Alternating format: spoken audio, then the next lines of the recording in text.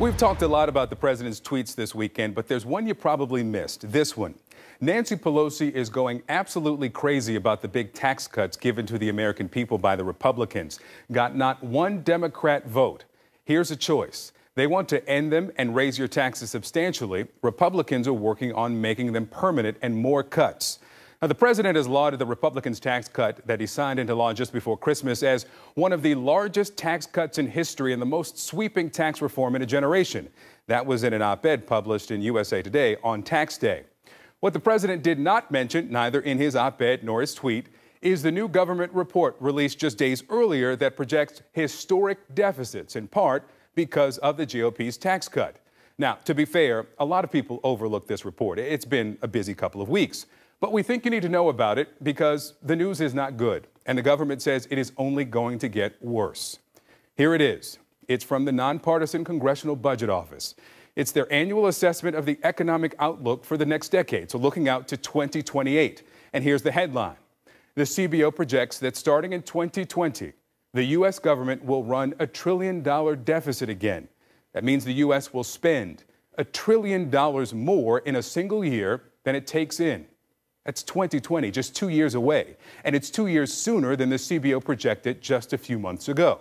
Now, the government says you can partly thank the big spending bill that both parties passed last month for that. Now, you might have noticed that I said the U.S. will run $1 trillion deficits again. Well, that's because during the financial crisis, the annual deficit surpassed $1 trillion 4 times. At its peak, it hit $1.4 trillion in the last year of Bush, first year of Obama, the highest ever. We have to confront the fact that our government spends more than it takes in. That is not sustainable.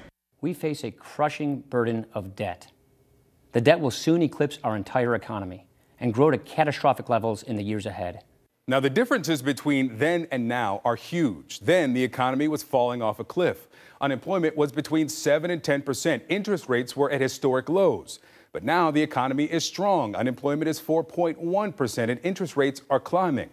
And in this economy, the U.S. will build on, as Speaker Ryan calls it, the crushing burden of debt. But it's hard to grasp, really, $1 trillion, right? I mean, we could all name a few billionaires we've seen on TV, but there's never been a trillionaire. So how can we really appreciate $1 trillion? Let's try this.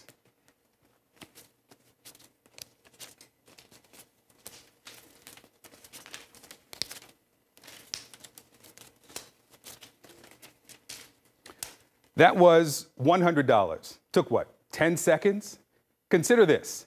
If I were to stand here and toss $100 every 10 seconds, nonstop, until I reached $1 trillion, I'd be here for every second of every day for more than 3,000 years.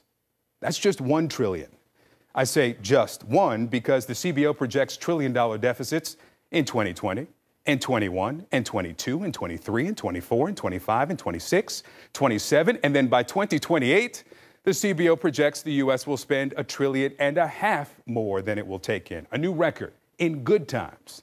Here's the CBO director, Keith Hall. Nobody knows what's too much debt, what will cause a fiscal crisis.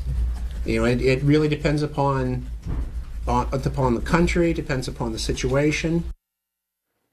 Now, President Trump says Republicans now want to make the individual tax cuts permanent. They were scheduled to expire at the end of 2025. Now, Speaker Ryan says the House will vote on that this summer. Now, it's important to say that ballooning deficits are not exclusive to a single party or president.